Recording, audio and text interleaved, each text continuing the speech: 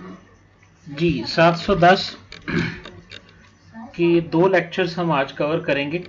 जो हमने mega syllabus को हमने डिवाइड किया है उसके 2 लेक्चर्स इंशाल्लाह हम कवर करने की कोशिश करेंगे। जो स्टूडेंट्स आप में से नए हैं वो ये सुन लें कि जो भी टॉपिक, जो भी बात आपको समझ नहीं आएगी वो आप during the lecture he chat window के अंदर पूछ लिया करेंगे। ठीक है जी। इसमें हमारे पास अगर हम कोर्स के इंट्रोडक्शन के बारे में सुने तो ये सबसे लेटेस्ट कोर्स है इस हवाले से कि इसके अंदर हमें mobile computing, mobile operating systems जिसमें एंड्रॉयड भी है और इस तरह के जो डेली लाइफ गैजेट्स इस्तेमाल हो रहे हैं उनकी फ़िलॉसफ़ी के बारे में पढ़ाया जाएगा। मैंने एक पोस्ट पढ़ी कि इसका सिलेबस आउटडेटेड है, हमें सिम्बियंस के बारे में पढ़ाया जा रहा है या हमें किसी और के बारे में पढ़ाया जा रहा है। तो नो डाउट कि उनका एक अपना व्यू पॉइंट है, लेकिन मेरे व्यू पॉइंट के मुताबिक इसके अंदर जो कुछ पढ़ाया जा रहा है वो इंतहाई लेटेस्ट है। हमें फ़िलॉसफ़ी के बारे में बताया जाता है, हमें ये नहीं बताना उन्होंने कि एंड्रॉयड की डेवलपमेंट क्या होती है। जब कोई बंदा एमफिल करता है तो याद रखें MPhil stands for masters in philosophy. तो आपको सब्जेक्ट्स की या टॉपिक्स की फ़िलॉसफ़ी के बारे में बताया जाता है जो कि उसके स्टार्ट से शुरू होती है और उसकी हिस्ट्री में जहाँ जहाँ उसमें जो जो एवोल्यूशन आ रही होती है उसके मुताबिक जो है वो आपको बताया जाता है। एमफिल के अंदर प्रोग्रामिंग नहीं पढ़ाई जाती। एमफिल के अंदर ये नहीं है कि जी लेटेस्ट टॉपिक्स जो हैं वो क्या हैं। ये आपका काम है बीइंग द स्टूडेंट कि आपने जो है वो किस तरह अपने इस नॉलेज को एक्वायर करने के बाद आगे लेटेस्ट डायरेक्शंस के अंदर इस्तेमाल करना है। बहुत अच्छा कोर्स है, बहुत इन्फॉर्मेटिव है और रिसर्चर्स स्टूडेंट्स के लिए बहुत ही कमाल का कोर्स है। अगर आप इस हैबिट आपकी है रिसर्च से रिलेटेड। कोर्स में स्लाइड्स ही सारी की सारी और लेक्चर्स ही इम्पॉर्टेंट हैं।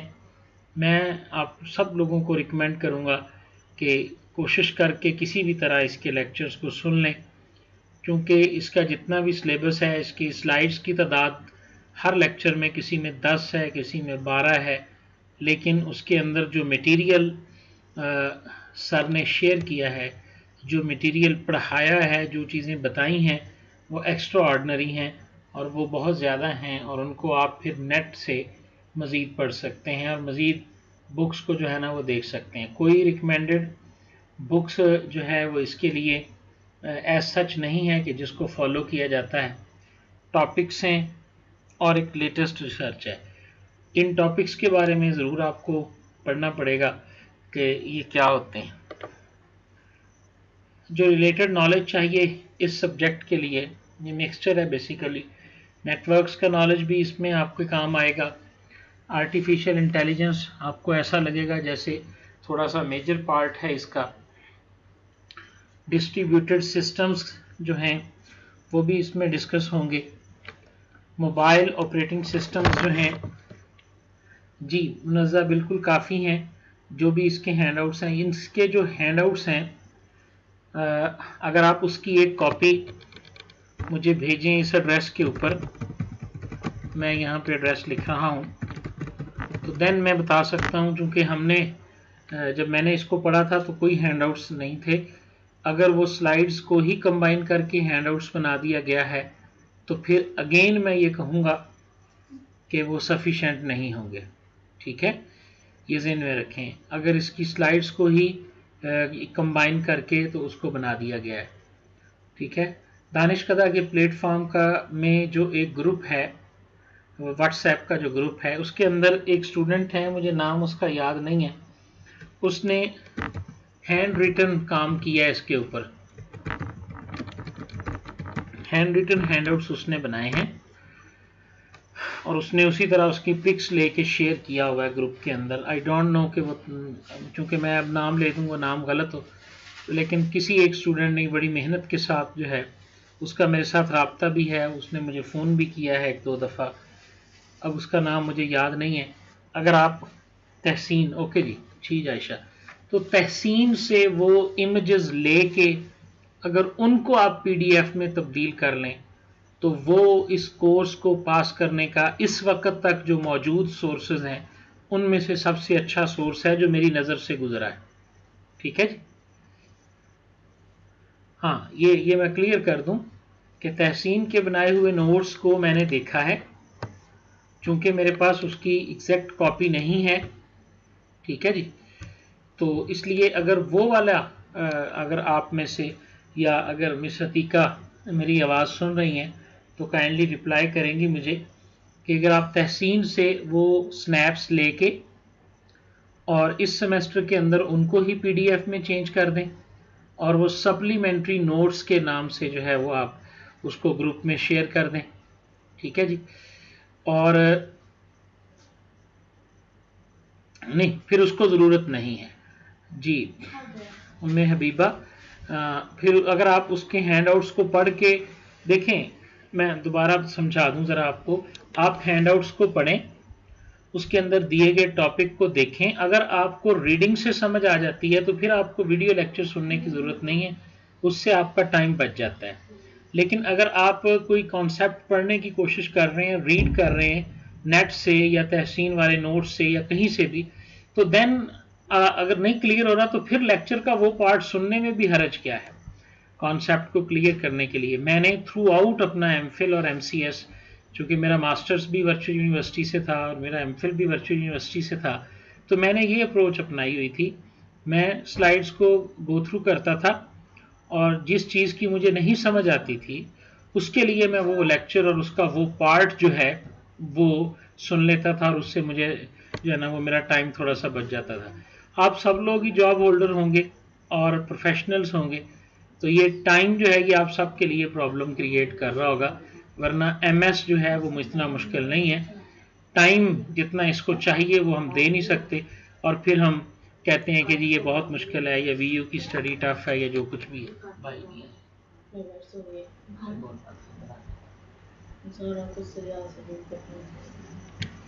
खैर, तो आप लोग भी बेटा मिस अतीका से कीजिएगा रिक्वेस्ट, उन्होंने तो रिप्लाई नहीं किया, शायद वो नहीं सुन रही मेरी बात। बहरहाल ये कुछ हमारे पास टॉपिक्स हैं इससे रेलेवेंट, तो स्टार्ट करते हैं जी।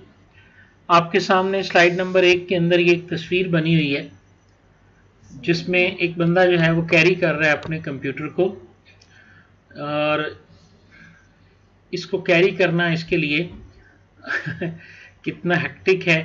लेकिन आप देखते हैं कि एक दौर था कि हर बंदा अपने रिसोर्सेज को, ख़ास तौर पे कंप्यूटिंग रिसोर्सेज को और कंप्यूटिंग डिवाइसेस को कैरी करना चाहता था।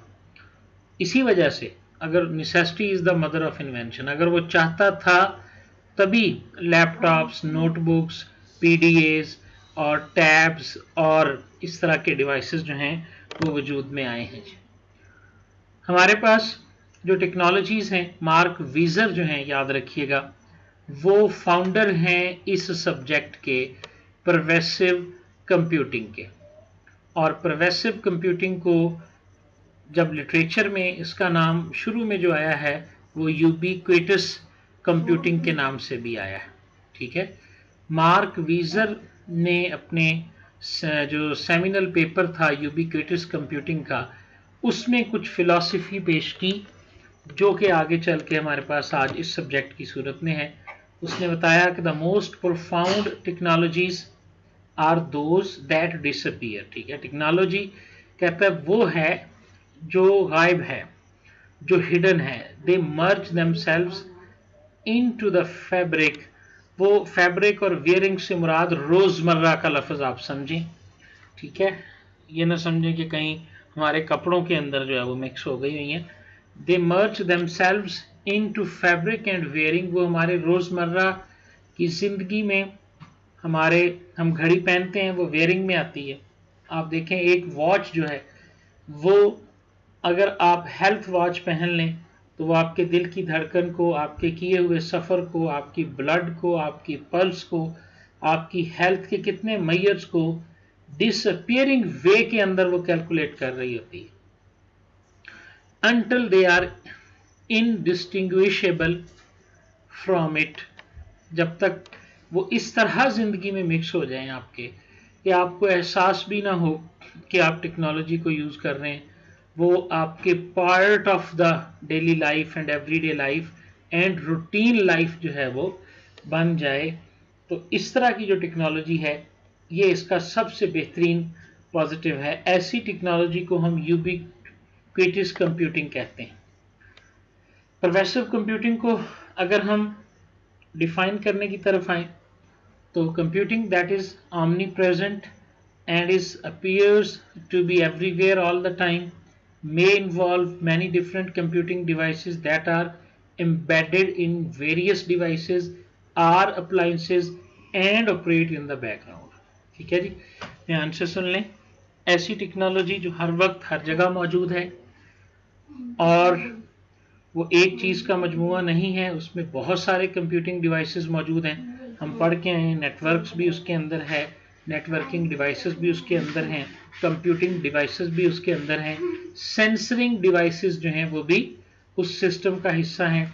वो इम्बेड किए होंगे किसी वेरियस डिवाइसेस के अंदर और वो एक कॉमन गोल के लिए बैकग्राउंड में काम कर रहे होंगे। ऐसी कंप्यूटिंग और ऐसे कॉन्सेप्ट को हम परवेसिव कंप्यूटिंग कहते हैं। The age of com technology another form of IT, IT की एक फॉर्म है। When technology recedes into background of our life, जब कॉम टेक्नोलॉजी ऐसी टेक्नोलॉजी होगी जो कि हमारी जिंदगियों का हिस्सा बन जाएगी, उसको हम कॉम टेक्नोलॉजी का नाम देते हैं।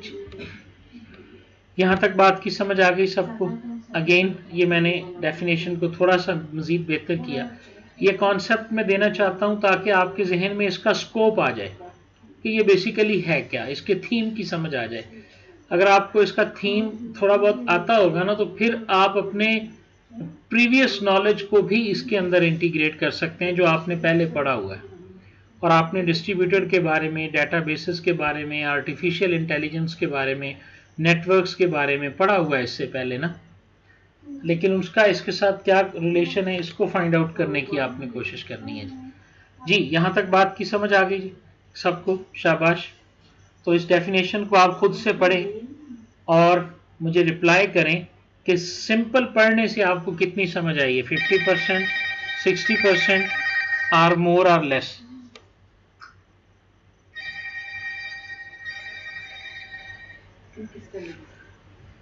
जी रिस्पांस बहुत वीक है आप लोगों का जी। एनोनिमस यूजर जो हैं जी, इनका नाम क्या है जी? इसी नाम से मेरा ख्याल है कि दूसरा तीसरा सेमेस्टर है ये क्लास में आते हैं। और जी शाबाश, 100% मुनज़्ज़ा को समझ आ गई। बहुत अच्छे बेटा, वेरी वेल जी। ठीक है, काफ़ी बेहतर समझ आ रही है। ठीक है, नहीं इस स्टेटमेंट को अगर अब समझ आ गई है ना तो इससे मुझे ये पता चलेगा 100% समझ आई है तो इससे मुराद ये है कि जो मैं बोल रहा हूँ या जो मैंने इससे पहले बताया है उसी की बुनियाद पे आपने इसको रीड किया है ना। ठीक है शायद। ओके जी, तो देखें जी, the practice of making computer so common and accessible that users are not even aware of their physical presence. The ideal of ubiquitous computing could be defined as high-speed network, covers any kind of geography, and is easily installed and automatically maintained. और नीचे बड़ा ज़बरदस्त जुमला है, integration of micro processors in everyday objects like furniture, clothing, white goods, toys and even paints. समझ आ रही है जी? तो ये इन चीज़ों में माइक्रो प्रोसेसर्स को, नेटवर्क्स को, इनको इंटीग्रेट करना, इनका सब पार्ट बनाना, ये टारगेट है परवेसिव कंप्यूटिंग का। ठीक है जी,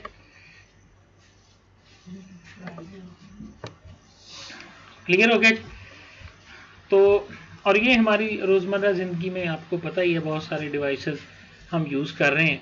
अगर आप मुझे किसी एक डिवाइस का नाम बता दें जो परवेसिव कंप्यूटिंग की डोमेन में आता है तो मुझे और ज़्यादा तसल्ली हो जाएगी कि आपको मेरी बातों की समझ आ रही है। शाबाश, इस सारी डेफिनेशन को समझते हुए मॉडेम ठीक है जी, माइक्रोवेव बिल्कुल सही है जी, ओके जी शाबाश। जो सबसे कॉमन डिवाइस है उसका नाम नहीं आप ले रहे। ऑटोमेटिक वॉशिंग मशीन का होना ये भी बिल्कुल ठीक है जी। Smart watch, that's the good example and mobile is the best example. ठीक हो गया। इस सारे मोबाइल में आप देखें कि smart watches, smart mobiles, smart daily life gadgets. ठीक है, यहाँ पे स्मार्ट का मतलब क्या है आप सब लोग जानते हैं कि एक ऐसा डिवाइस जिसका कोई अपना ऑपरेटिंग सिस्टम है और ख़ास तौर पे वो एंड्रॉयड बेस्ड डिवाइस हो तो हम उसको स्मार्ट कहते हैं। मार्क वीजर ने 1988 के अंदर इसको शुरू किया। ये आपकी फर्स्ट स्लाइड्स हैं जिनको आप रीड कर सकते हैं और इसको समझना मुश्किल नहीं है आपके लिए।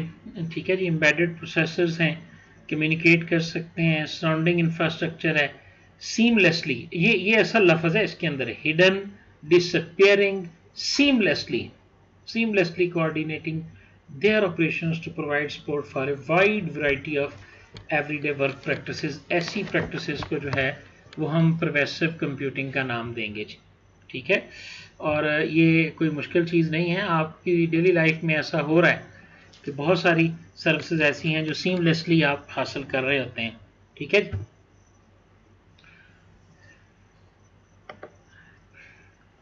एवोल्यूशन ऑफ परवेसिव कंप्यूटिंग जी वीजर ने बिलीव किया यूबी कॉम्प वर्ल्ड के ऊपर कंप्यूटेशन को इंटीग्रेट किया जा सकता है कॉमन ऑब्जेक्ट्स के साथ। ये इसका फलसफा था। That might already using for everyday.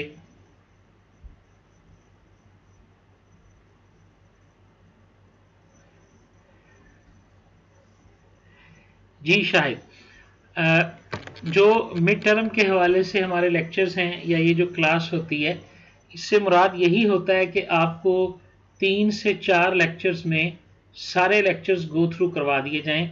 यही मिड टर्म का यहाँ पे डिस्कशन का मौका होता है। और जो हमारी लास्ट सेशन होता है, मसलन ये 4 सेशन में या 3 सेशन में हम अपने सिलेबस को डिवाइड करते हैं, जिसमें से ये पहला सेशन है हमारा, फिर इसी तरह दूसरा होगा और उसमें हम टोटल 22 लेक्चर्स को डिस्कस कर देंगे, जो कि आप खुद देखें कि 3 लेक्चर्स में या 3 से ज़्यादा 3 सेशंस के अंदर अगर इस सारे को डिस्कस कर लिया जाएगा और डे एंड के ऊपर इसके पास्ट पेपर्स को भी डिस्कस किया जाएगा। ये हमारी जो है ना वो रूटीन है मेगा क्लासेस की। ठीक है, ऐसा नहीं है कि हम एक ही क्लास के अंदर, कुछ सब्जेक्ट ऐसे हैं जिसके अंदर एक ही क्लास में एक सब्जेक्ट को डिस्कस कर दिया जाता है। तो ये बेसिकली सीरीज ऑफ लेक्चर्स हैं। 3 लेक्चर्स के अंदर हम कोशिश करेंगे कि हम तमाम लेक्चर्स को भी कवर कर लें और फिर मिड के हवाले से जो इम्पोर्टेंट चीज़ें हैं वो भी आपको बता दें। ठीक है, इसी तरह ये हमारी रूटीन वर्क जो है ना वो चलेगा। यूबीकॉम्प वर्ल्ड ऐसी वर्ल्ड होती है जिसमें कॉमन ऑब्जेक्ट्स के अंदर आप कंप्यूटेशन को इंटीग्रेट करना, ये यूबीकॉम्प वर्ल्ड है। एक ऐसी दुनिया जिसका हम जो बन चुकी है अब हमारे पास हमारी वॉच एक कॉमन ऑब्जेक्ट थी, लेकिन उसमें प्रोसेसर आ चुका है। ये कंप्यूटेशन से मुराद प्रोसेसर है।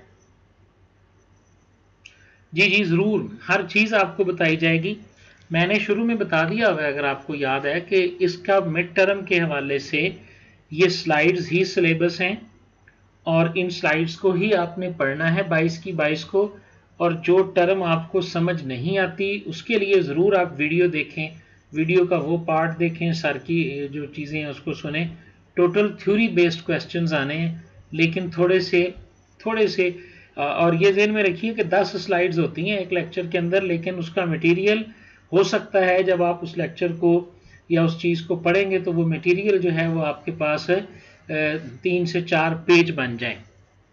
ठीक है ना, तो इसलिए इसी तरह एवोल्यूशन के अंदर इनविजिबल कंप्यूटिंग का कॉन्सेप्ट आया। ऐसी कंप्यूटिंग जो हमें नज़र भी ना आती और हम उसको देख सकते हैं। ये चंद एग्जांपल्स हैं उसकी। पार्क टैब के नाम का एक प्रोजेक्ट था, ठीक है जी, और ये आपस में कम्युनिकेट करते थे अपने चैनल्स के साथ। इसी तरह पार्क पैड के बारे में ये कम्प्लीटली बताया हुआ है कि ये किस तरह से इस प्रोटोकॉल के ज़रिए और लो बैंडविड्थ के साथ जो है वो आपस में कम्युनिकेट करते थे, ठीक है जी। फिर इसके अंदर लाइफ बोर्ड का कॉन्सेप्ट आया टीचिंग के अंदर। ये भी प्रोग्रेसिव कंप्यूटर की एवोल्यूशन के अंदर ही आता है कि ये देखें आपके सामने बोर्ड एक बना हुआ है और जो टीचर है वो इसके ऊपर मार्क कर सकता है, और जो मार्क होता है वो फिर उस बोर्ड के अंदर जाना या उस प्रेजेंटेशन के अंदर सेव हो जाता है। यानी इसको आप ऐसे समझें, जो लाइफ बोर्ड है जैसे आपने मल्टीमीडिया स्लाइड्स को वॉल के ऊपर प्रोजेक्ट किया हुआ है, और अब आप उसके ऊपर जो टिक वगैरह करते हैं, जहां से पॉइंट आउट करते हैं, वो उस प्रेजेंटेशन का दोबारा हिस्सा बन जाए, उसमें वो बाकायदा नोट हो जाए। तो ये लाइफ बोर्ड की एग्जांपल्स थी। एवोल्यूशन में फिर 1990s में IBM ने बाकायदा एक प्रोजेक्ट लॉन्च किया, उसका नाम मोबाइल एंड परवेसिव कंप्यूटिंग रखा, और उसके साथ उसने काफ़ी सारी चीज़ों को जोड़ा। और उसके अंदर जो सबसे पहली अचीवमेंट आई थी वो 1999 के अंदर, जब वेब आया, वेब एनेबल्ड सेल फोन्स आए, जब आपके सेल फोन के अंदर वेबसाइट का ओपन होना शुरू हुआ, ठीक है। याद रखें अब तो हम स्मार्टफोन के दौर में हैं। स्मार्टफोन से पहले जो इंटरनेट की सर्विसेज थी वो वेब के थ्रू जो है वो हम हासिल किया करते थे। ये एक ओल्ड टेक्नोलॉजी थी परवेसिव कंप्यूटिंग की, ठीक है जी। फिर variable computing puts the emphasis on portable computer, ये लैपटॉप की तरफ जाना, पोर्टेबिलिटी की तरफ जाना, ठीक है। ये भी इसी कॉन्सेप्ट से ही लोन लिया गया है जी। परवेसिव कंप्यूटिंग के कुछ प्रोजेक्ट्स के बारे में लेक्चर नंबर 1 में बताया गया है। 1995 के अंदर क्लासरूम 2000 का प्रोजेक्ट था, इसके बारे में जी आप पढ़ेंगे, ठीक है। क्लासरूम 2000 का प्रोजेक्ट क्या था, ये सिंपल पढ़ने वाली चीज़ें हैं, ठीक हो गया। उसके बाद ज़ीरॉक्स ने लाइफ बोर्ड के प्रोजेक्ट के ऊपर काम किया, जिसके अंदर मीडिया, टाइमलाइन, इंडाइसेस और पावरफुल समरी, ये सारी चीज़ें स्टूडेंट्स के पास होती थी। जैसे ही स्टूडेंट का एक लेक्चर, जिस तरह ये क्लास है, ये बिल्कुल उसी की एग्जांपल है कि ये क्लास ख़त्म होती है तो उसके एंड के ऊपर ही इसकी रिकॉर्डिंग जो है वो सेव हो जाती है, जो दी जा सकती है स्टूडेंट्स को जिन्होंने मिस कर दिया, जिन्होंने लेट स्टार्ट किया, या जिनको मज़ीद किसी कॉन्सेप्ट की ज़रूरत है। यही कॉन्सेप्ट इस प्रोजेक्ट्स के अंदर आया, ठीक है जी। क्लासरूम 2000 यूजिंग ज़ेनपैड के नाम से ये एक प्रोजेक्ट शुरू किया गया, जो कि प्रोग्रेसिव कंप्यूटिंग की हिस्ट्री के अंदर आता था। 1999 के अंदर अवेयर होम प्रोजेक्ट जो है वो शुरू किया गया। फिर लिविंग लेबॉर्ट्रीज के, ये सारे इसकी हिस्ट्री के अंदर और एवोल्यूशन के अंदर ये कुछ प्रोजेक्ट्स हैं। अगर आपके पास टाइम हो तो काइंडली इसको देख लीजिएगा जी। नहीं, डेट्स वगैरह को याद करना हबीबा ज़रूरी नहीं है, सिर्फ और सिर्फ इन प्रोजेक्ट्स के को थोड़ा सा ज़हन में रखना है। जो ऑब्जेक्टिव टाइप क्वेश्चंस आपके पास आते हैं ना पेपर मिड टर्म के अंदर, वो इन्हीं चीज़ों में से होंगे ना, ठीक है ना। वो जो ऑब्जेक्टिव टाइप 10 के करीब MCQs आने हैं। अब इसमें से ज़ाहिर है पहले 3, 4 या 5 लेक्चर्स में से तो ये नहीं होता ना, लेकिन इनका आपको पता होना चाहिए, ठीक है जी।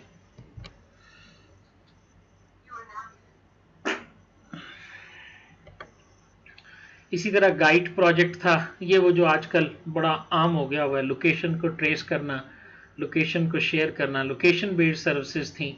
ये गाइड के नाम से एक प्रोजेक्ट स्टार्ट किया गया था।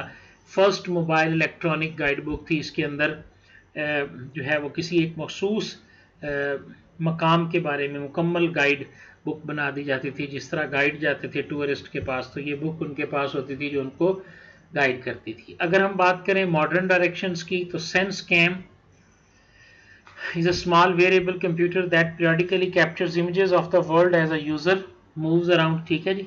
बहुत ये गूगल अर्थ SenseCam की बदौलत है जी, उसकी एग्जांपल है, ठीक हो गया। सॉरी जी, मैंने म्यूट कर दिया था, सॉरी। तो ये लोकेशन बेस्ड एक एग्जांपल है जी गाइड की, जिसके अंदर जो है वो टूरिस्ट के लिए एक सिस्टम बनाया गया था। उसके बाद SenseCam था। SenseCam की एग्जांपल आपने मुझे बतानी है जी। इसकी डेफिनेशन को पढ़ें और इसकी एग्जांपल बताएं। बहुत कॉमन एग्जांपल है, बहुत ही कॉमन एग्जांपल है जी। वेरिएबल कंप्यूटर, जी अब तो आवाज़ आ रही है जी आपको, नज़ा अभी आवाज़ आ रही होगी। गूगल मैप इसकी एग्जांपल है जी, शाबाश। गूगल अर्थ, गूगल मैप जो है ये इसकी जो है वो एक एग्जांपल हो सकती है। ठीक है जी, शाबाश। इसी तरह देखें, radar was the first example of wireless system allowing mobile computers to locate themselves। ये जीपीएस की तरफ मूव करना, वाईफाई, रेडियोज। अब आप देखें वाईफाई का बिहेवियर ही सिर्फ आप देख लें, जो 802.11b, अब इसकी एन जनरेशन तक हम पहुंच चुके हैं। इसके बाद ये जी जनरेशन आई, अब हम एन के ऊपर हैं। इस वक्त जो डिवाइसेस आ रहे हैं वो एन जनरेशन से बेस करते हैं जी।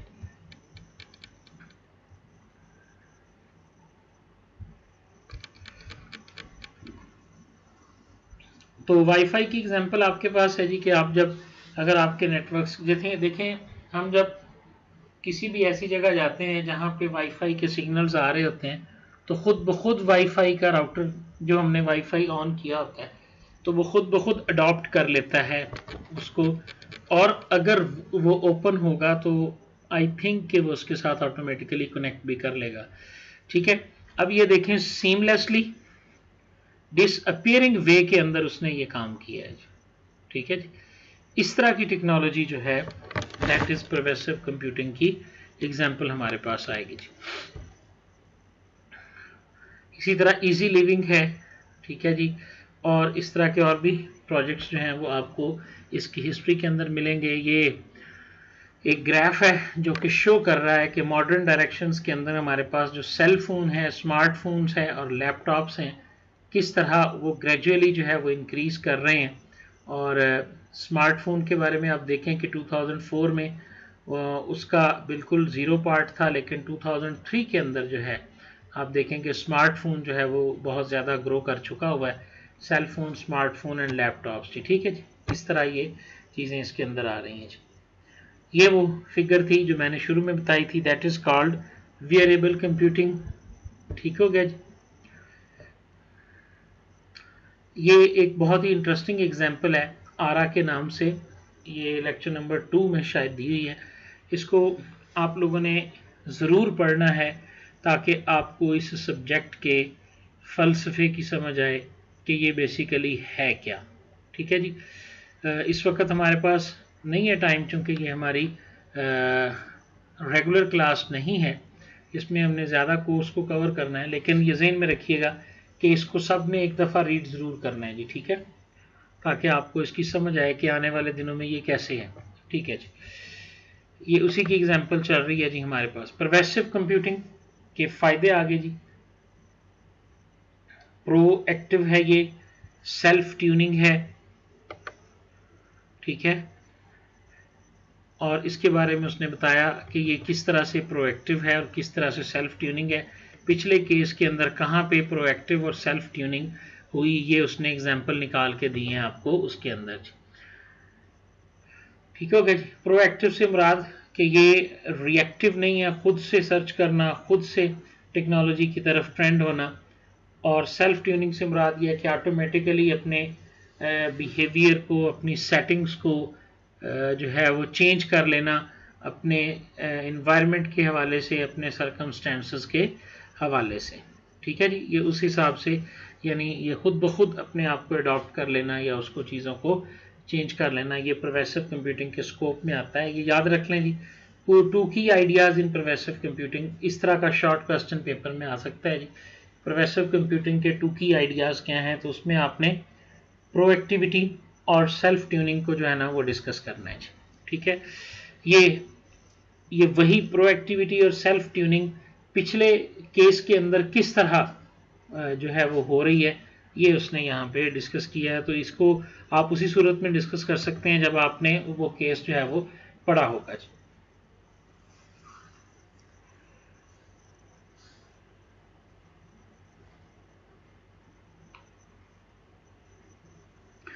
इम्पॉर्टेंट स्लाइड है जी ये। ठीक है जी, क्वेश्चंस के हवाले से इसको मार्क करते जाना जी आपने साथ साथ, हेडिंग को मार्क करना है और ये आपको हैंडआउट्स के अंदर भी और वहाँ पे मिल जाएगी, कंपोजिशन ऑफ परवेसिव कंप्यूटिंग। ठीक है, मिड के हवाले से एक चीज़ जहन में रख लें सब लोग, और शायद इससे पहले आप में से कितने लोग हैं जिनका ये सेकंड या इससे ज़्यादा सेमेस्टर है, यानी फर्स्ट ना हो जी? सबका सेकंड थर्ड ही होगा आई थिंक जी। हाँ जी, ज़रा बताइएगा। शाहिद साहब आप भी बताएं। फोर्थ है, ठीक है, और इसी तरह जी जी, ठीक है, फोर्थ है, सेकंड है। तो आपको अंदाज़ा है ही फिर कि हमारे पास वर्चुअल यूनिवर्सिटी का जो सिस्टम है वो क्वेश्चन बैंक के ऊपर बेस कर रहा होता है जी। ठीक है, तो इसलिए तमाम टॉपिक्स के क्वेश्चन उसमें डाले गए होते हैं, आप किसी टॉपिक को छोड़ नहीं सकते। आपके हिस्से में कौन से 10 या 4 या 5 सवाल आने हैं ये आपकी किस्मत है, लेकिन सारे टॉपिक्स में से ही क्वेश्चन बनाकर क्वेश्चन बैंक के अंदर रखे जाते हैं। ठीक है ना, इसलिए आप किसी चीज़ को छेड़ नहीं सकते। तो प्रोफेसिव कंप्यूटिंग जो है ये बेसिकली 1970s के अंदर ये कॉन्सेप्ट आया, और इसकी दो बड़ी लेयर्स हैं। एक है डिस्ट्रीब्यूटेड सिस्टम्स, हमने शुरू में देखा। ठीक है, शुरू में ही मैंने बता दिया था कि ये दो जो कॉन्सेप्ट्स हैं उनमें डिस्ट्रीब्यूटेड सिस्टम्स और मोबाइल कंप्यूटिंग। यहाँ पर मोबाइल कंप्यूटिंग से मुराद ये कॉमन मोबाइल नहीं है, ये ज़हन में रखना। ठीक है, ये लफ्ज़ समझ में आ रहा है ना? यहाँ पे मोबाइल से मुराद मोबाइल डिवाइस नहीं है। ठीक है, नहीं जी, हिस्ट्री का क्वेश्चन इससे पहले तो कभी नहीं आया नज़ा। ठीक है, हाँ जी, हिस्ट्री से रिलेटेड नहीं, ये तो उसके कॉम्बिनेशन से रिलेटेड है। तो यहाँ पे मोबाइल कंप्यूटिंग से क्या मुराद है भला? मोबाइल में की जाने वाली कंप्यूटिंग नहीं है ये। मोबाइल से कंप्यूटिंग से मुराद ये है कि आप किसी भी जगह पे कंप्यूटिंग को डन कर सकते हैं। क्लाइंट पे करना, ठीक है जी, सर्वर पे करना, रिपीटर्स में करना, गेटवेज में करना, जहाँ भी कंप्यूटिंग जो है एट एवरीवेयर, इसको हम मोबाइल कंप्यूटिंग कहेंगे। इसका मतलब ये नहीं है कि मोबाइल के अंदर की जाने वाली कंप्यूटिंग। ठीक है, चलती फिरती कंप्यूटिंग हो सके, हाँ जी, ये भी आप कह सकते हैं। तो बेसिकली मोबाइल को मोबाइल भी इसीलिए कहते हैं कि ये पोर्टेबल भी है और ये कैरी किया जा सकता है और प्रोसेसिंग कर सकता है एट सर्टेन टाइम जी। तो प्रिवेटिव कंप्यूटिंग के अंदर ये देखें नीचे वाली स्लाइड का, respond to problems already identified, क्या क्या प्रॉब्लम्स थे, एग्जिस्टिंग सोल्यूशन क्या थे, ये सारी चीज़ें आपने इसमें से देख लेनी है जी। अब आगे कुछ स्लाइड्स हमारे पास डिस्ट्रीब्यूटेड सिस्टम से रिलेटेड आएंगी। डिस्ट्रीब्यूटेड सिस्टम्स के बारे में आपने दो कोर्सेज में लाजमी तौर पे पढ़ा होगा। एक आपने ऑपरेटिंग सिस्टम में इसके बारे में पढ़ा है, और एक आपने डिस्ट्रीब्यूटेड डेटाबेसेस अगर आपने पढ़ी हुई है तो उसके अंदर डिस्ट्रीब्यूटेड सिस्टम्स का काफ़ी ज़्यादा आपने पढ़ा होगा। ठीक है, बेसिकली डिस्ट्रीब्यूटेड सिस्टम्स जो हैं ये पर्सनल कंप्यूटर और लोकल एरिया नेटवर्क को, अगर हम इसकी वेन डायग्राम बनाएं तो उसकी इंटरसेक्शन को कहते हैं। ठीक है, पर्सनल कंप्यूटर के ऊपर आप जो है वो प्रोसेसिंग कर सकते हैं, स्टोरेज कर सकते हैं। लोकल एरिया नेटवर्क्स के ज़रिए आप कम्युनिकेशन कर सकते हैं और डाटा को ट्रांसफ़र कर सकते हैं या ट्रांसमिट कर सकते हैं from one two another.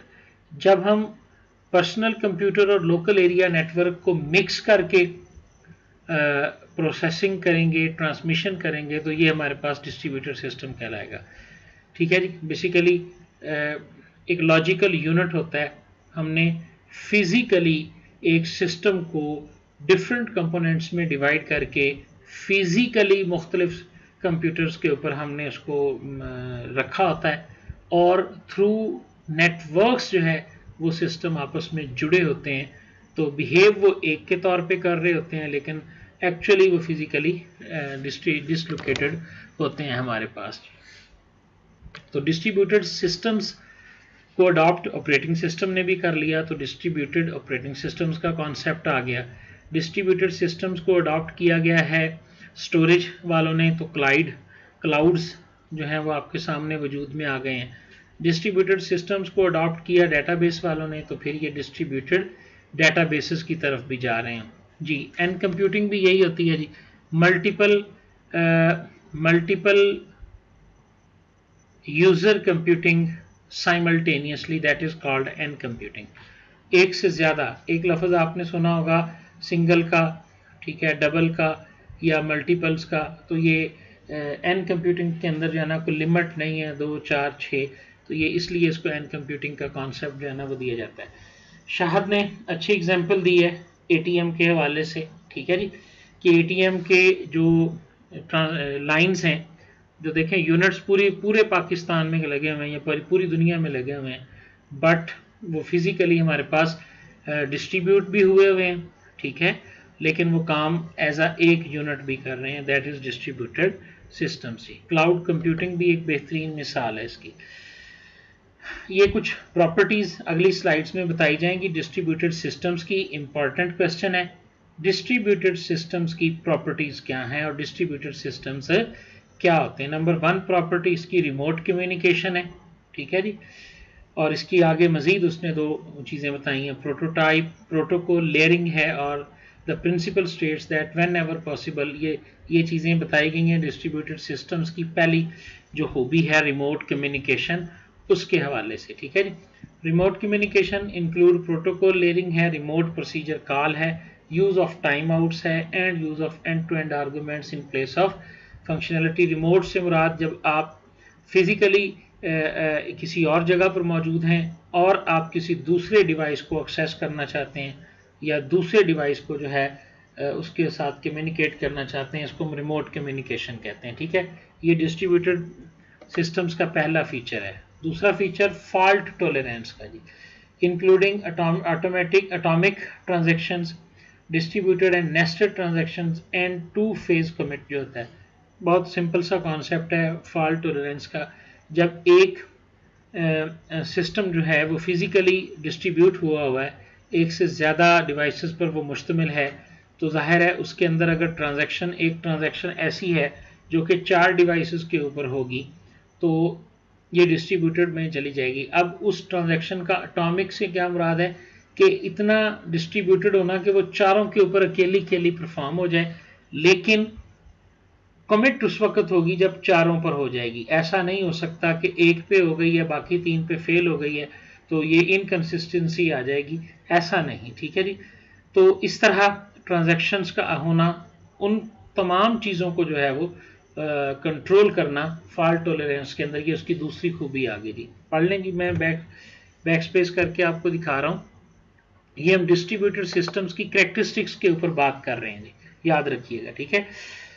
Atomic transactions है जी, सीरीज ऑफ डेटाबेस ऑपरेशंस हैं, जिसमें क्या होता है ऑल अक्कर और नथिंग अक्कर, या सारा होगा या कोई एक भी नहीं होगा, जितने हुए होंगे उनको भी रिवर्स कर दिया जाता है। नेस्टेड ट्रांजैक्शन से मुराद होता है पहले एक है उसके अंदर दूसरी है, दूसरी कंप्लीट होगी तो फिर बाहर वाली कंप्लीट होगी, और इसमें भी वही रूल अप्लाई जाएगा कि अगर दोनों कंप्लीट होंगी तो फिर ये कंप्लीट हो जाएंगी, अदरवाइज नहीं होगी। अब ये सारी चीज़ें कोऑर्डिनेशन से ही तय होंगी, अगर सारी कोऑर्डिनेशन मौजूद है तो फिर ये सिस्टम काम कर सकता है, अदरवाइज है।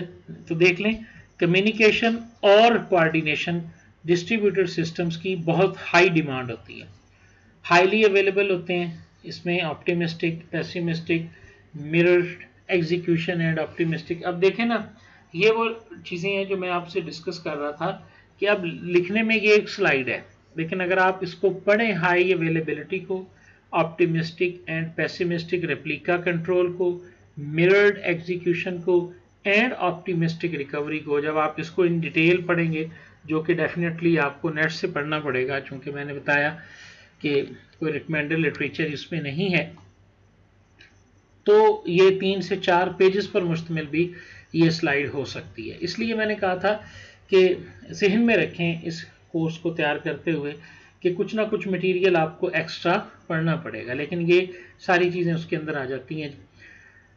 पेसिमिस्टिक रेप्लिकेशन, अब रेप्लिकेशन से मुराद क्या है, चीज़ों का एक जगह से दूसरी जगह जो है ना वो डुप्लीकेट होना। डिस्ट्रीब्यूटेड सिस्टम्स में रेप्लिकेशन को कंट्रोल करना ये भी एक अहम टास्क होती है। उस सिस्टम्स को ऑल द टाइम अवेलेबिलिटी को इम्प्रूव करना ये भी एक टास्क होती है, ठीक है जी। और अगर इन केस में कोई फेलियर आ जाता है तो उसकी रिकवरी जो है उसको ऑप्टिमिस्टिक बनाना, ठीक हो गया, ये भी एक टास्क होती है। तो ये कुछ फीचर्स हैं उसके हवाले से, डिस्ट्रीब्यूटेड के हवाले से, ठीक हो गया जी। Remote information access, function shipping है, डिस्ट्रीब्यूटेड फाइल, ये सारी आपको 1 वर्ड या 2 लाइंस या 3 लाइंस में डिस्ट्रीब्यूटेड सिस्टम्स की ये खूबियां आपको याद होनी चाहिए। ये एक लॉन्ग क्वेश्चन बन सकता है और ये पेपर में आता भी है, हर लिहाज से आता है। ठीक है जी, मतलब ये एमसीक्यूज में भी आते हैं ये क्वेश्चंस, और ये क्वेश्चंस जो हैं वो शॉर्ट और लॉन्ग के हवाले से भी आएगा। इस पोर्शन को आपने ज़ाया नहीं करना डिस्ट्रीब्यूटेड सिस्टम्स के हवाले से। और मैंने पहले बता दिया, हर पोर्शन, हर टॉपिक में से क्वेश्चंस उधर पड़े हुए हैं, आपके हिस्से में कौन सा टॉपिक आता है वो इसमें आ जाएगा जी। अगर देखें पेपर में सवाल आएगा कि डिस्ट्रीब्यूशन सिस्टम जो है उसकी कैरेक्टरिस्टिक्स लिखें, फिर तो इतनी ही स्लाइड्स में इतना कुछ लिखना ही काफ़ी है, ठीक है। लेकिन अगर वो पेपर में क्वेश्चन ये दे देते हैं कि what is meant by remote information access in distributed system, समझ आ रही है ना। अब वो remote information access in distributed systems के बारे में पूछेंगे तो फिर आपको कैशिंग के बारे में, फंक्शन शिपिंग के बारे में, डिस्ट्रीब्यूटेड फाइल सिस्टम के बारे में और डिस्ट्रीब्यूटेड डेटाबेसेस के बारे में, सब के बारे में आपको बताना पड़ेगा। मैं दोबारा से, मैंने 2-3 दफ़ा ये बात रिपीट कर दी है कि इन स्लाइड्स का मतलब सिर्फ इतना ही नहीं है। आप अपने अल्फाज में डेफिनेटली शाह साहब लिख सकते हैं, ठीक है, लेकिन कॉन्सेप्ट आप अपना ही नहीं यूज़ कर सकते, समझ आ रही है ना। जैसे कैशिंग है तो कैशिंग का कोई ना कोई कॉन्सेप्ट होगा। मैं आपको यहाँ पे एक मतलब एग्जाम्पल शेयर करता हूँ, ठीक है ना जी, फंक्शन शिपिंग के हवाले से। अब ये बाकायदा एक डेफिनेशन है फंक्शन शिपिंग की ना, इस थीम से बाहर नहीं आप जा सकते कि function shipping is the process of moving logical services to the physical areas of a system where they can be optimally run. जो है एक सिस्टम में एक प्रोग्राम का हिस्सा पड़ा हुआ है लेकिन उसकी ज़रूरत एक दूसरे सिस्टम के ऊपर मौजूद है जो कि फिजिकली उससे दूर है, समझ आ रही है, या वो पार्ट जो है वो दूसरे सिस्टम के ऊपर ज़्यादा बेहतर तरीके से रन कर सकता है। लफ्ज़ ऑप्टिमल का आया हुआ है, ठीक है, तो इसको वहाँ पे शिप कर देना। बात की समझ आ रही है ना। अब ये इसका थीम है, अगर ये थीम आपको पता है तो आप इसको जिन मर्जी अल्फाज में लिखते हैं, कोई प्रॉब्लम नहीं होगी इसके लिए। अब देखें, मैंने अब यही मैं चाहता हूँ और यही तहसीन ने काम किया है। उसने सिर्फ इस स्लाइड पे नहीं रहा, उसने कैशिंग की डेफिनेशन खुद से देख के लिखी, फंक्शन शिपिंग की खुद से लिखी हुई है, कुछ उसने उर्दू में बयान किया हुआ है, कुछ उसने इंग्लिश में। और तो ये मैंने फंक्शन शिपिंग को सिर्फ गूगल किया और उसमें जो पहली डेफिनेशन आई, इतना आपको पता होना चाहिए, इतना आपने लाजमी लिखना है। आप ये लिख के नहीं आ सकते कि रिमोट इंफॉर्मेशन एक्सेस के अंदर कैशिंग, फंक्शन शिपिंग या ये होता है। हाँ, अगर क्वेश्चन आ जाता है कि व्हाट आर द कैरेक्टरिस्टिक्स या फीचर्स ऑफ डिस्ट्रीब्यूटेड सिस्टम, फिर उसमें आप ये सारी स्लाइड्स जो हमने पीछे देखी हैं वो आप इसके अंदर लिख सकती हैं जी। इसी तरह डिस्ट्रीब्यूटेड सिस्टम्स के अंदर और फीचर्स आ गए हमारे पास, जिनमें सिक्योरिटी है, ठीक है जी,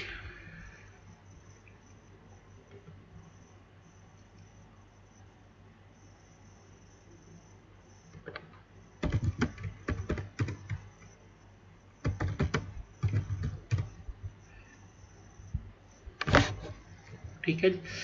सिक्योरिटी इंक्लूडिंग इंक्रिप्शन है, based mutual authentication and privacy है।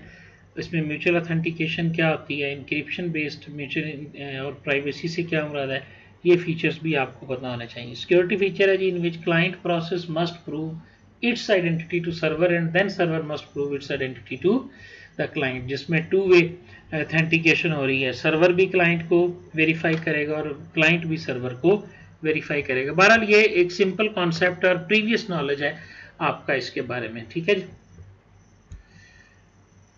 यहां तक किसी बात की या किसी कॉन्सेप्ट की या कोई क्वेश्चन है आपका तो काइंडली पुट अप करें जी।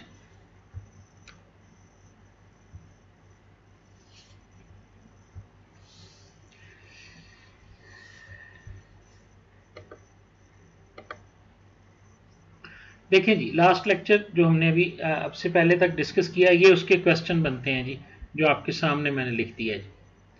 नो शायद साहब, ये तो कंप्लीट करना है हमने। आप मिड के हवाले से कह रहे थे तो 3 सेशंस में इसको कंप्लीट करना है। ये 35 स्लाइड्स हैं, ये आपके 5 लेक्चर्स पहले जो हैं वो कवर हो जाएंगे इनके साथ, ठीक है जी जी। प्लीज़ प्लीज़ प्लीज़ अभी जाना नहीं है, थैंक यू वगैरह ना बोलें। नेक्स्ट 30 to 40 मिनट्स में आप इसको करें जी प्लीज़, ठीक है ना जी। ये वो क्वेश्चंस हैं जी जो यहाँ मैंने पुटअप कर दिए हुए हैं, देख लें जी। हमने पढ़ा परवेसिव कंप्यूटिंग क्या है, डिस्ट्रीब्यूटिंग कंप्यूटर और उसके फीचर्स क्या हैं। ओके जी, बाकी किसी और को भी आवाज़ की प्रॉब्लम है या सिर्फ शाहिद साहब को है? अगर शाहिद साहब को है तो शाहिद साहब आप रिकनेक्ट हों, ठीक है। आपने माइक की ऑप्शन को ऑन किया था, आप स्पीकर की ऑप्शन को लेके ऑन करें, ठीक है, तो फिर आपको आवाज़ की ज़्यादा बेहतर सुनाई देगी, ठीक है। मैं उतनी देर वेट कर लेता हूँ, आप रिकनेक्ट हो सकते हैं। दुआ फातिमा वेलकम आपको भी, ठीक है, आपने थोड़ा लेट ज्वाइन किया। अगर आप दानिश कदा की स्टूडेंट हैं तो आपको रिकॉर्डिंग मिल जाएगी, आप इससे पीछे जो हमने डिस्कस किया है वो रिकॉर्डिंग में सुन लीजिएगा, अदरवाइज फिर जैसे आपकी मर्जी की, ठीक है। देखें जी, हमने ये 5 क्वेश्चंस जो हैं वो इससे पहले डिस्कस किए। What is pervasive computing, distributing computing, history और एवोल्यूशन क्या है इसका, और आरा की एग्जांपल्स, और उस प्रोजेक्ट के बारे में हमने देखा कि किस तरह से उसने आरा को हेल्प किया जब वो प्रॉब्लम में थी, ठीक है जी। नेक्स्ट देखें जी, मोबाइल कंप्यूटिंग के बारे में ये लेक्चर है, तीसरा लेक्चर है ये आपके कोर्स का, या चौथा है। मोबाइल का मतलब एबल टू मूव और टू बी मूव्ड फ्रीली और इजीली है। Distributed systems with mobile clients होते हैं। Mobile computing is a technology that allow transmission of data, voice, video via computer और any other wireless enabled device without having to be connected to a fixed physical link.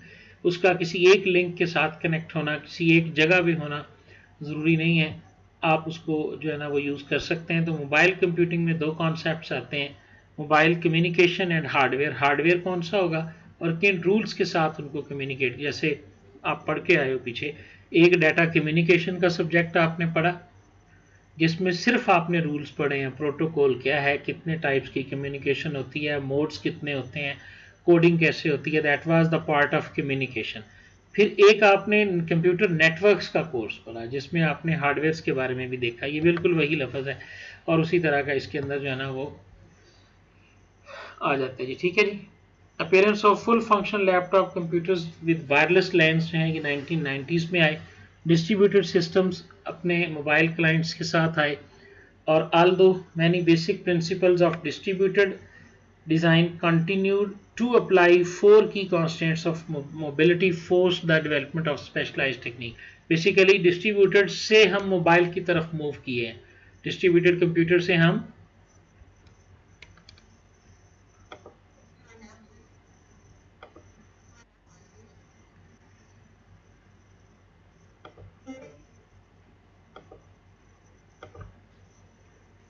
Okay ji, hello जी, मैंने reconnect कर दिया जी अपने microphone को, ताकि अगर कोई मेरे एंड पे इशू है तो वो रिजॉल्व हो जाए जी, ठीक है। अब इसके अलावा अगर कोई इशू आ रहा है तो देन वो आपकी साइड पे हो सकता है। ओके जी, तो मोबाइल कंप्यूटिंग के बारे में है, और ये जो हमारे पास ये उसके फीचर्स आ रहे हैं, ये हम क्वेश्चन कर रहे हैं, what is mobile computing and its features. Unpredictable variation in network quality, lowered trust and robustness of mobile element, simple चीज़ें हैं ये, लिमिटेशन ऑफ लोकल रिसोर्सेज है, concern for battery power consumption, ये सारी चीज़ें मोबाइल कंप्यूटिंग में आती हैं, ठीक है।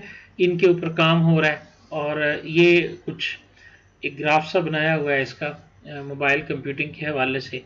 मैंने कहा था ना कि इस वक्त हम जो है वो एन के अंदर पहुंच चुके हुए हैं, कवरेज कितनी है, स्पीड कितनी है, और वाई मैक्स जो है वो कौन सी टेक्नोलॉजी है, और इसी तरह यूएमएल और जीएसएम जो है, ये सारे डिफरेंट उसके हिसाब से जो है वो उन्होंने बनाया हुआ है। एक ग्राफ है थोड़ा सा। Mobile computing is still very active and evolving field of research है। Mobile IP, IPv6, adhoc protocols, techniques for improving PCP और वायरलेस नेटवर्क, ये सारी चीज़ें मोबाइल नेटवर्किंग के अंदर आती हैं। ठीक है जी, ये आम कॉन्सेप्ट हैं जी, बड़े आसानी से नेट से गूगल किए जा सकते हैं। IPv4 हमारे पास एक IP एड्रेसिंग टेक्निक थी, लेकिन इस वक्त IPv6 एड्रेसिंग टेक्निक चल रही है, चूँकि नंबर ऑफ कनेक्टिंग डिवाइसेस पूरी दुनिया में बहुत ज़्यादा हो चुके हुए हैं, इसलिए ये शिफ्ट होके IPv6 में चला गया हुआ है। ठीक है जी। जी, अकीला को कोई बंदा गाइड करे जी, उसने शायद उसे कहें कि रिकनेक्ट करे, और जब माइक्रोफोन या वो आए तो उस वक्त वो स्पीकर के ऊपर जो है ना वो क्लिक करे जी। जी, दुआ फातिमा, आपको आवाज़ आ रही है ना? आप माइक्रोफोन को बेटा ऑन ना करें, वरना फिर आपकी आवाज़ शेयर होती है, डिस्टॉर्शन आ जाएगी उसके साथ।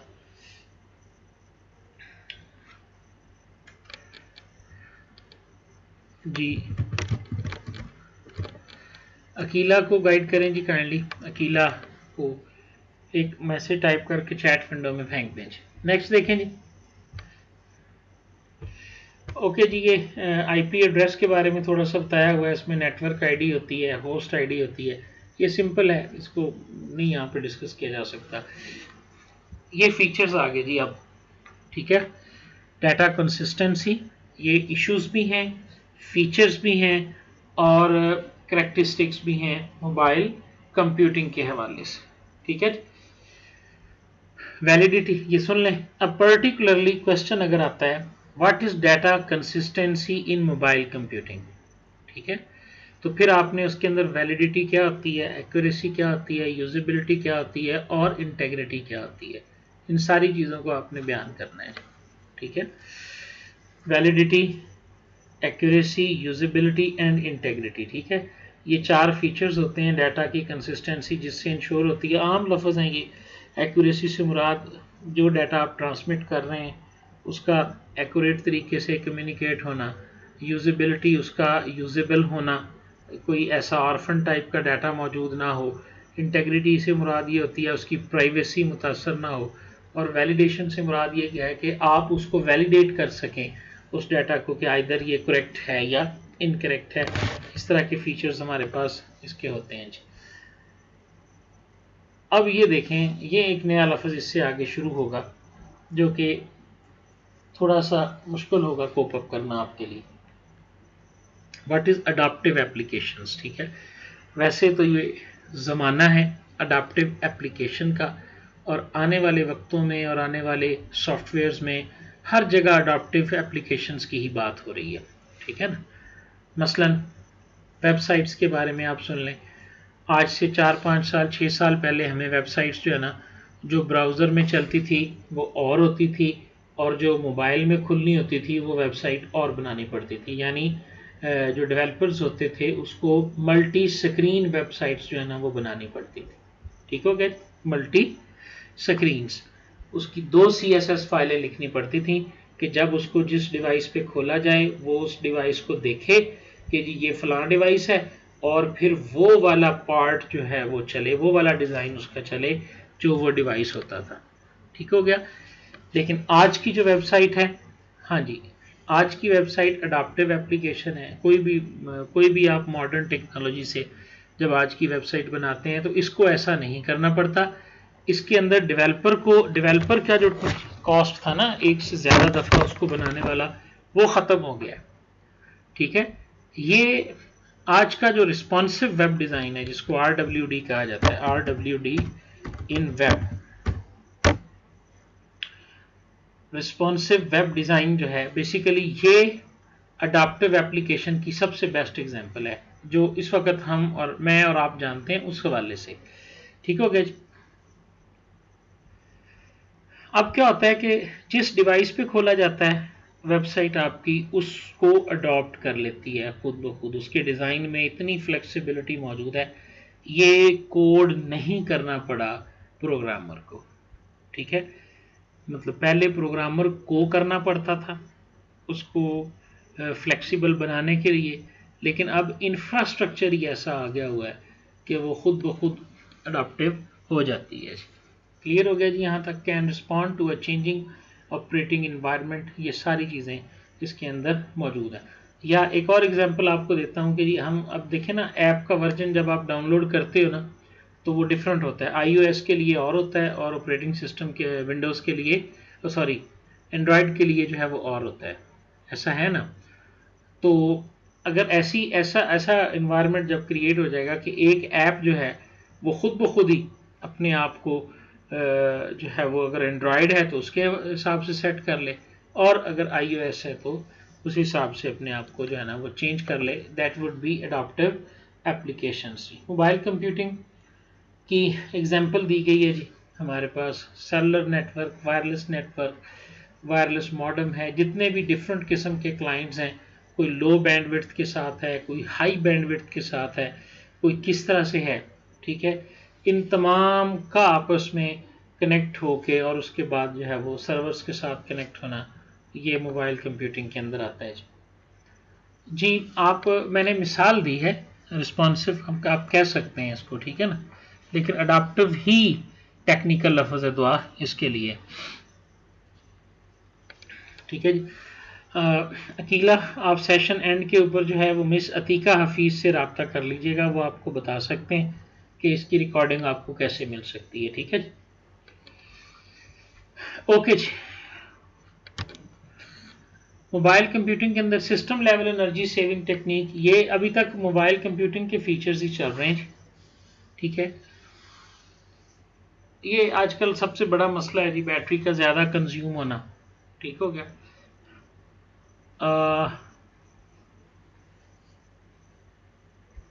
ठीक है जी। जी ये देखें जी, ये हमारे पास जो है वो मोबाइल कंप्यूटिंग के अंदर इस वक्त सबसे बड़ा इशू है ना, वो हमारे पास बैटरी कंजम्पशन का है, ठीक है ना। मतलब बैटरी को आप देखें, विंडोज़ 10 जो है ये बैटरी को अच्छा कंज्यूम करती है एज़ कम्पेयर टू विंडोज़ 7। इससे आप एग्री करते हैं क्यों जी, कि अगर आप विंडोज़ 10 को इंस्टॉल कर लें तो उसमें जो एनर्जी सेविंग कैपेसिटीज़ हैं, देखें ना, अब ये सारा थीम ही यहाँ से लिया हो। हर सॉफ्टवेयर में एनर्जी सेविंग टेक्निक्स को, पेपर फ्री इन्वायरमेंट को और मोबाइल कंप्यूटिंग को, इन तमाम कॉन्सेप्ट्स को यहीं से लिया गया। अब ये तो बहुत बड़े बड़े इदारे हैं, ये तो नाम है, अब जाहिर है ये ऐसे रिसर्च करवाते हैं इस तरह के, तो उन्होंने तो इसको लाजमी तौर पे अडॉप्ट करना है जी। Location sensitivity, location sensing and location aware system, ये दो चीज़ें भी मोबाइल कंप्यूटिंग के अंदर आती हैं जी। आम कॉन्सेप्ट है ये, इसमें भी हम इसको नहीं देखेंगे जी। क्लियर हो गया जी। ये आपके 3 लेक्चर्स जो हैं वो यहाँ तक कंप्लीट हो चुके हुए हैं जी।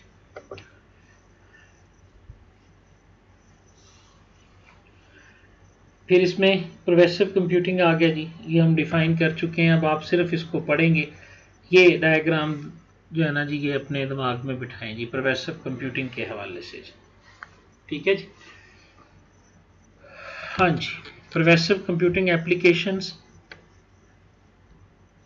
और इसमें स्मार्ट मटेरियल एंड डिज़ाइन और IoT, इंटरनेट ऑफ थिंग्स, बहुत कोर टॉपिक है।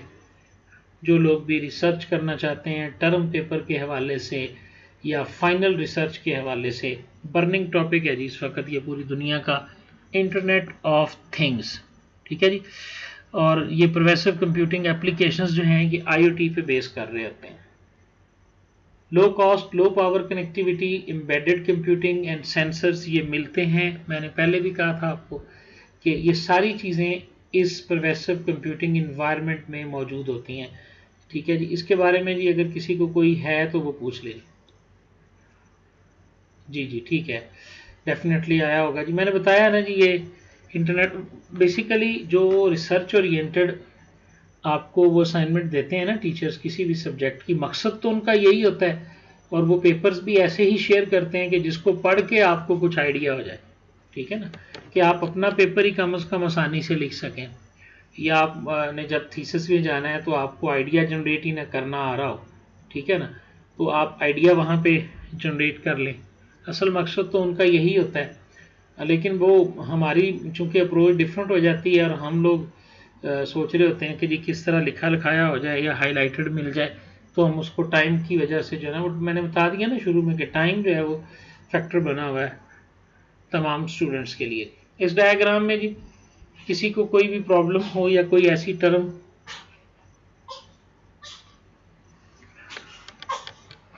जी जी प्लीज, ठीक है।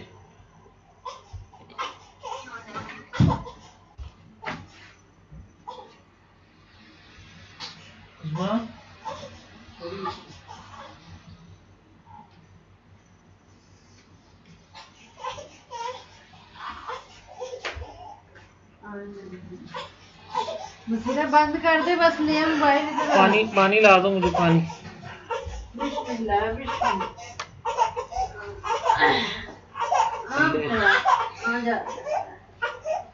और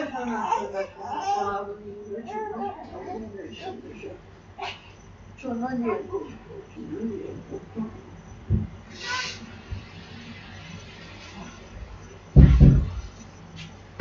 सासों की बीमार है अस्पताल। हाँ जी, वो फोन करना ही सी, मैं सोच ही रहा था फोन करने का, तो ਉਹਦਾ फोन आ गया। उनका पूछ रहा था। पता लग गया? अब मैं हुणे ही अखबार ते पढ़िया सी, अखबार ते खबर लगी सी। ओके जी, तो नेक्स्ट देखें जी। इसके बाद हमारे पास है प्रोग्रेसिव कंप्यूटर में ही के बारे में ही लिखा हुआ बेटे। इसमें saturated with computing and communication capability होती है और इंटीग्रेट किया होता है यूजर्स को टेक्नोलॉजी दैट डिसअपियर। ये बेसिकली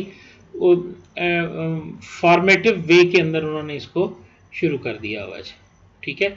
ये अब फीचर्स आ रहे हैं। इससे पहले हमने डिस्ट्रीब्यूटेड के फीचर्स पढ़े हैं और मोबाइल कंप्यूटिंग के पढ़े हैं।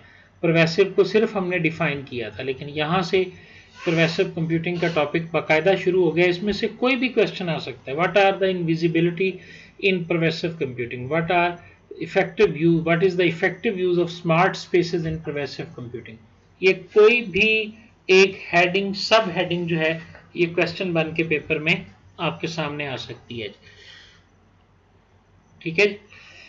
इन सारी चीज़ों को आपने जो है वो देख लेना है, अगर हैंडआउट्स में ये मौजूद है या नहीं है।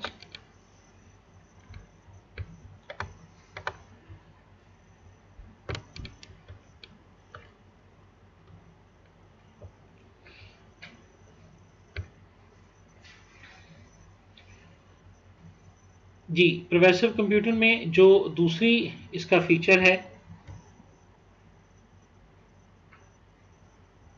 जी, आवाज आ रही है ना जी सबको? हेलो,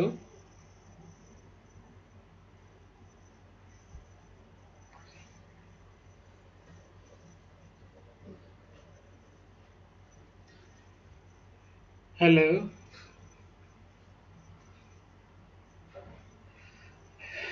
जी आवाज आ रही है सबको? जी जी। तो सेकंड जो है वो हमारे पास लोकलाइज्ड स्केलेबिलिटी है, ठीक है। ये भी प्रोग्रेसिव कंप्यूटिंग की खूबी है। अब इसके बारे में देखें, ये पूरी स्लाइड्स के ऊपर पॉइंट्स लिखे हुए हैं। अगर तो लोकलाइज्ड स्केलेबिलिटी का क्वेश्चन आता है तो ये पॉइंट्स काफ़ी हैं। A smart space grow in complexity. The intensity of interaction between user personal computing space and its surrounding increases. This is called localized scalability. Scalability का मतलब होता है किसी चीज़ का बढ़ जाना या कम हो जाना। जैसे जैसे लोग मोबाइल देखें, mobile device and smart devices को इससे अवेयरनेस हो रही है, तो आप देखें उसकी जो इंटरेक्शन है वाईफाई के साथ या इंटरेक्शन है डिफरेंट सॉफ्टवेयर और ऐप्स में, वो बढ़ती चली जा रही है। आज का स्मार्टफोन जो है वो इंटरनेट डिवाइस भी है, समझ आ रही है, और इसी तरह वो ठीक हो गया जी।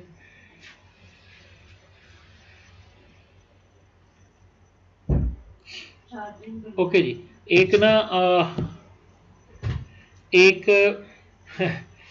ठीक है जी, किसी के पास CS713 का सलूशन है तो प्लीज़, एक स्टूडेंट का मैसेज आया हुआ है फेसबुक के ऊपर वो तो काइंडली मुझे मेल कर दें जो मैंने एड्रेस बताया था। ठीक है जी।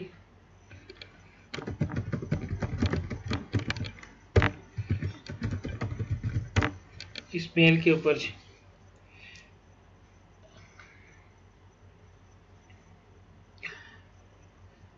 जी। तो this has severe bandwidth energy distraction imply. आज भी हमें लगता है कि हमारी देखें 4 MB 256 किलोबाइट से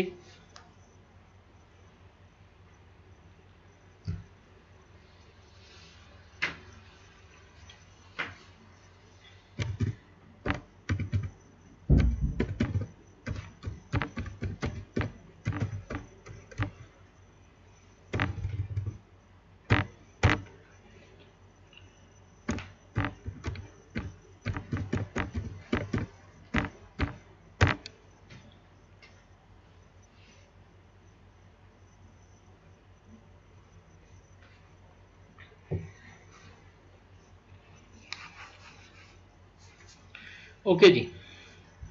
तो लोकलाइज्ड स्केलेबिलिटी के बारे में नेक्स्ट देखें। अब हम इसको ना इंटरेक्टिव बनाते हैं जी थोड़ा सा। ये जो भी स्लाइड्स आपके सामने आ रही हैं आप इसको रीड करेंगे और जो कॉन्सेप्ट आपको नहीं समझ में आएगा आप उसके लिए सवाल करेंगे जी प्लीज़। अभी तो आवाज़ आ रही होगी जी आपको आयशा जी। देखें प्लीज़ इसको। मेकिंग अनइवन कंडीशंस जी। There exist huge differences in the smartness of different environments. ये मैंने पहले कहा था कि इसकी प्री रेक्विजिट है कि आप आरा की एग्जाम्पल को पढ़ें। ठीक है ना। अब आप स्मार्टफोन के ऊपर जब ट्रेवल कर रहे होते हैं ना तो आपका स्मार्टफोन 4G अगर है तो उसमें 2G और 1G होना चाहिए उसको कि नहीं होना चाहिए। अगर आपका एक स्मार्ट डिवाइस 4G है जो कि लेटेस्ट टेक्नोलॉजी है तो उसके पास दूसरी टेक्नोलॉजी होनी चाहिए या नहीं होनी चाहिए।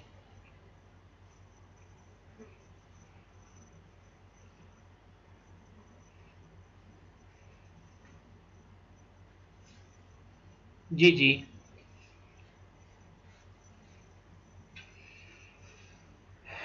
हाँ जी शाहिद साहब कह रहे हैं कि नहीं होनी चाहिए। ठीक है।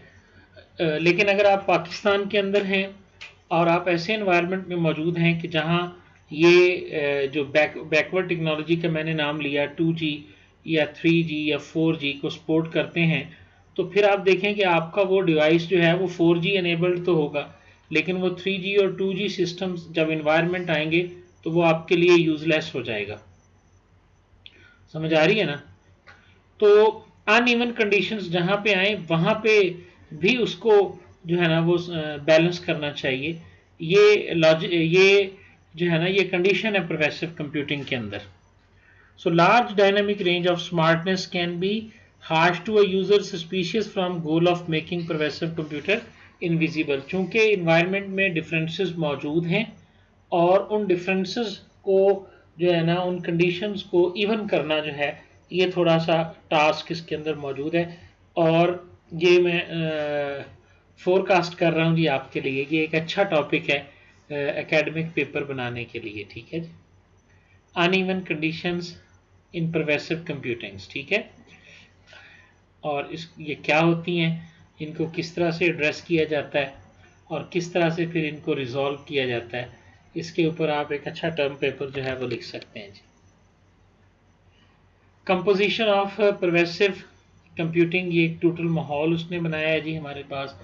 हमने बात शुरू की थी अगर आपको याद हो हमने पहले डिस्ट्रीब्यूटेड सिस्टम के बारे में पढ़ा और ये उसके फीचर्स उसने इनलिस्ट कर दिए। Remote communication, fault tolerance, highly availability, remote information and distributed. फिर उसके बाद नीचे हमने मोबाइल कंप्यूटिंग के बारे में पढ़ा। मोबाइल नेटवर्किंग क्या होती है, इंफॉर्मेशन एक्सेस क्या है, adoptive applications, energy systems and locations, ये हमने मोबाइल कंप्यूटिंग के हवाले से पढ़ा। ठीक है।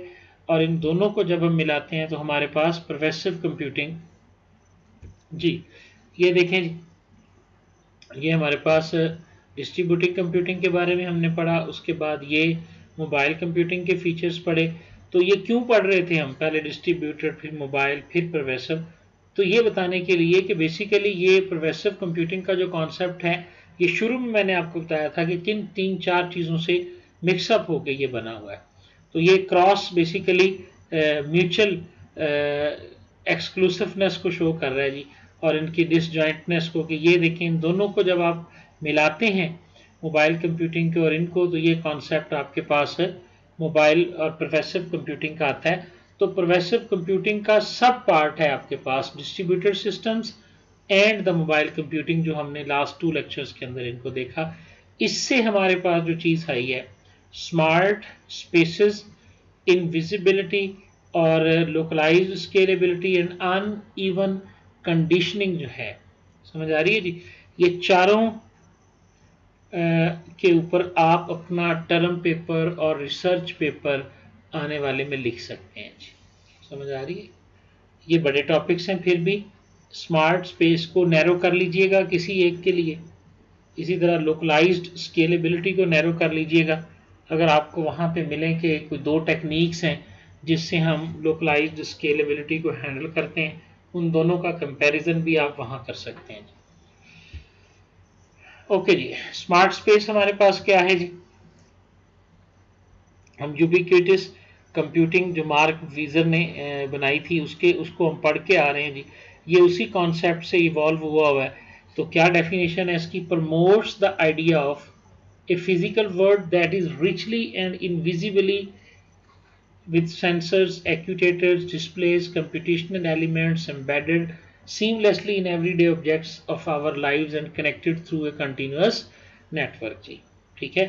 इसको हम एक स्मार्ट स्पेस कहते हैं। जिस तरह आज हम कह देते हैं ना कि ये दुनिया जो है ये ग्लोबल विलेज है, ये लफ्ज़ हम आमतौर पे इस्तेमाल कर लेते हैं, ठीक है।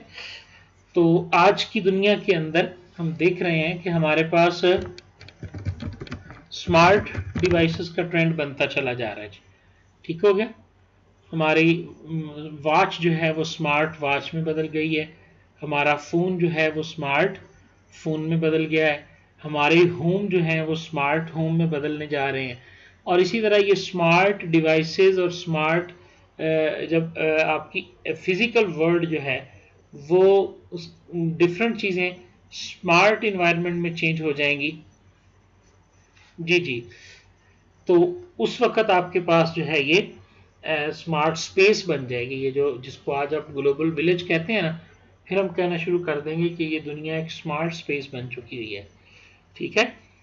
जो और ये बनेगी किससे, sensors, actuators, displays, computational elements embedded, ये 4 से 5 किस्म के डिवाइसेस हैं जिनकी मदद से बिल्कुल आसानी से ऐसा किया जा सकता है, बिल्कुल आसानी से। आप घर में दाखिल हों, ठीक है, और आपको पता चल जाए कि जी आपके पौधे जो हैं उनको पानी नहीं दिया गया, तो आप उनको पानी दे दें। सेंसर्स और एक्यूटेटर्स मिलके आपको बता सकते हैं।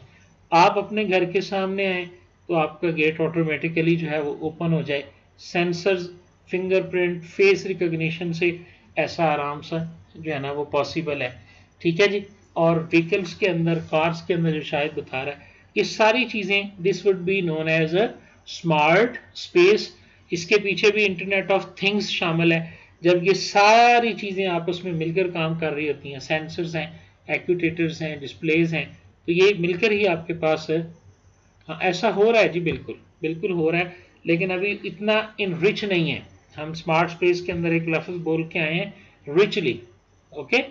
ये इतना इन रिच वे के अंदर नहीं हो रहा, इस वजह से जो है वो हम इसको अभी स्मार्ट स्पेस का नाम नहीं दे पा रहे। इसी तरह ये लोकलाइज्ड स्केलेबिलिटी कोर थिंकिंग है। It tells us that all interaction with distance resources should be kept to the minimum जी, ठीक है। जितनी कम से कम इंटरेक्शन होगी, जितने इंडिपेंडेंट डिवाइसेस आप बनाएंगे, उतना ही बेहतर जो है ये आपके पास नेटवर्क्स आते रहेंगे जी। ये प्रोग्रेसिव के अंदर ही वो उसकी कंपोजिशन के बारे में बता रहा है जी।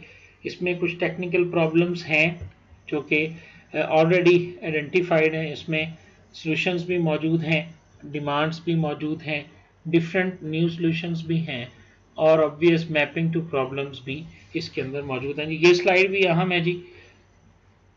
रिसर्च पेपर के हवाले से, ठीक है जी,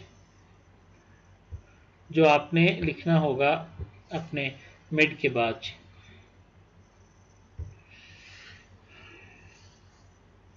सेंसिंग एंड एक्यूटेटिंग है इसके अंदर, जिसके सेंसर्स और एक्यूटेटर्स जो होते हैं ये सेंसर्स की तरह के ही हमारे पास डिवाइसेस होते हैं।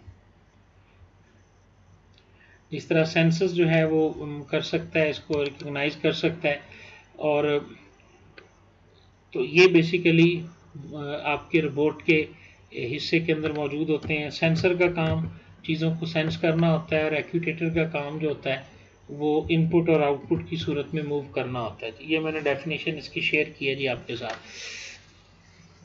ठीक है जी। सेंसिंग एक्यूटेटिंग जी, जिस तरह मैंने दरवाजे की मिसाल दी ना कि कैम जो है वो सेंस करेगा आपको, ठीक हो गया। सोफिया बोर्ड भी बेस्ट एग्जांपल है, और एक्यूटेटर जो होगा वो डोर को जो है वो आपके लिए ओपन कर देगा जी। लोकेशन को सेंस करना, ठीक है, एक्टिविटी इन्फेरेंसेस करना, रोबोटिक्स है, एडहॉक नेटवर्क्स हैं, ये सारी चीज़ें। सोफिया रोबोट एक ये मेरा ख्याल है मशहूर है जी, रोबोट आया सोफिया, एक प्रोजेक्ट है जो कि रिसेंटली कंप्लीट हुआ है, शायद गल्फ कंट्रीज़ का ये एक प्रोजेक्ट है जिसको सिटीजनशिप दी गई है, ह्यूमन रोबोट टाइप है ये, ठीक है। क्यों आयशा, यही है ना ये सारा कुछ जो मैं बोल रहा हूँ, जिसको गल्फ कंट्रीज़ के अंदर जो है वो सिटीजनशिप दी गई है, ठीक है ना जी। ओके जी। ऑपरेटिंग सिस्टम्स भी इसके अंदर आएंगे कंपोजिशन के अंदर, जैसे iOS है, ब्लैकबेरी है। ये लिखा हुआ था जिसके ऊपर एक दोस्त ने जो है ना वो क्रिटिसिज्म किया हुआ था कि ऑपरेटिंग सिस्टम अब आप कैसे प्रोग्रेसिव कंप्यूटर में इनको निकाल सकते हैं। ब्लैकबेरी ने एक ऑपरेटिंग सिस्टम था, इसके साथ आप एंड्रॉयड को लिख दें, आपको कौन इनकार करता है। iOS लिखें, ब्लैकबेरी लिखें, कॉमा डाल के एंड्रॉयड लिख दें, ठीक है जी। पावर कंजप्शन है, एप्लीकेटिव अडॉप्शन है इसकी, और इसी तरह डिसकनेक्टेड ऑपरेशंस हैं। Refers to ability to distributed systems clients to operate despite server inaccessibility by emulating services locally। यानी ये बेसिकली होता है कि जब आपके सर्वर्स आपको रिस्पॉन्ड नहीं भी कर रहे तो उस सूरत में भी आपका सिस्टम इस काबिल हो कि वो रिस्पॉन्ड कर सके। ये बहुत इंपॉर्टेंट पार्ट है जी, याद रखिएगा हर लिहाज से। कंपोजिशन ऑफ परवेसिव कंप्यूटिंग, ये पूरा लेक्चर डेफिनेटली इसमें से जितने भी आप स्टूडेंट मौजूद हैं आपको कोई ना कोई पार्ट इसका क्वेश्चन में ज़रूर आएगा।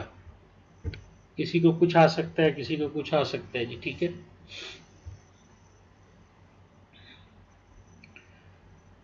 कंप्यूटर आर्किटेक्चर के हवाले से wearable computers, smart watches, mobile trackers, vehicle trackers, ठीक है, लो पावर हार्डवेयर, रैपिड, ये सारी चीज़ें जो हैं वो हाँ जी मोस्ट इम्पॉर्टेंट है जी हर लिहाज से।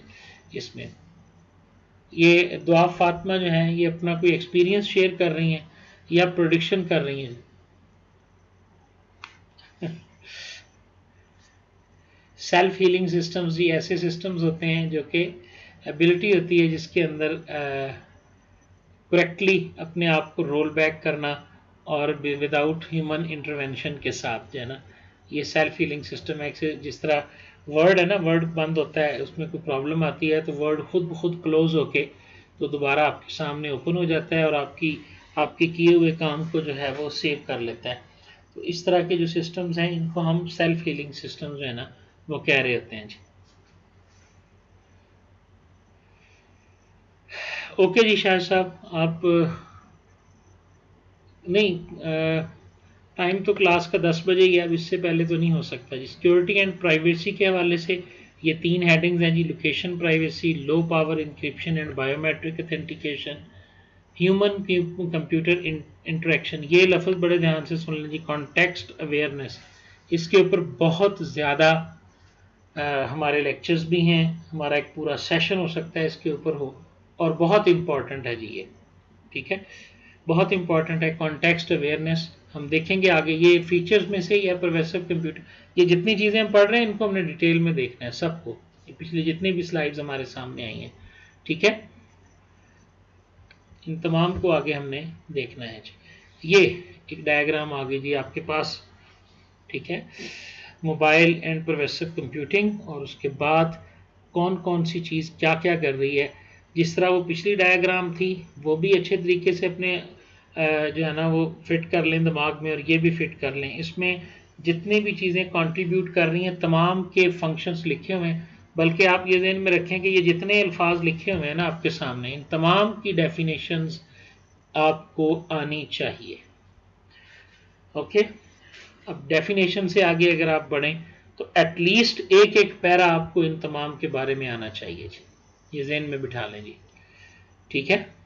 और इसी तरह पीछे जो स्लाइड कंपोजिशन की थी जिसमें शाहिद ने पॉइंट आउट किया था कि हम पॉइंटर को यूज़ करेंगे तो ज़्यादा अच्छे तरीके से जो है ना वो एक्सप्लेन हो सकेगा, ठीक है जी। ये क्लियर हो गया। सेल्फ हीलिंग सिस्टम क्या है, वेरिएबल कंप्यूटर्स क्या है, पावर मैनेजमेंट क्या है, ये सारी डिफरेंट, ये हमारे पास कंपोजिशन के अंदर आने वाले 8 फैक्टर्स हैं, और हर फैक्टर्स में जो जो चीज़ें हैं वो सारी यहाँ पे लिस्टेड हैं। बड़ी जामे स्लाइड है जिसको आप आसानी से जो है ना वो देख सकते हैं जी।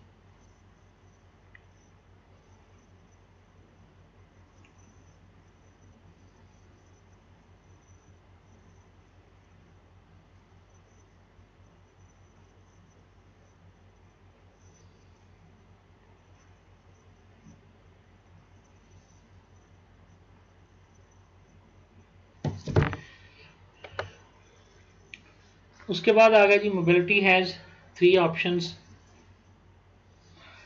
यहाँ से हम स्टार्ट करेंगे जी कल, ठीक है जी। इस स्लाइड से हम स्टार्ट करेंगे इंशाल्लाह जब भी हमारा नेक्स्ट सेशन होगा, चूँकि परवेसिव एप्लीकेशन डेवलपमेंट एक सेपरेट टॉपिक है। यहाँ से पीछे हमने परवेसिव इन्वायरमेंट्स के बारे में पढ़ा है जी, ठीक हो गया जी। शाहिद साहब आप रोज़ा रखें जी सब लोग, इंशाल्लाह नेक्स्ट जो सेशन होगा उसमें मुलाकात होगी जी। Thank you very much.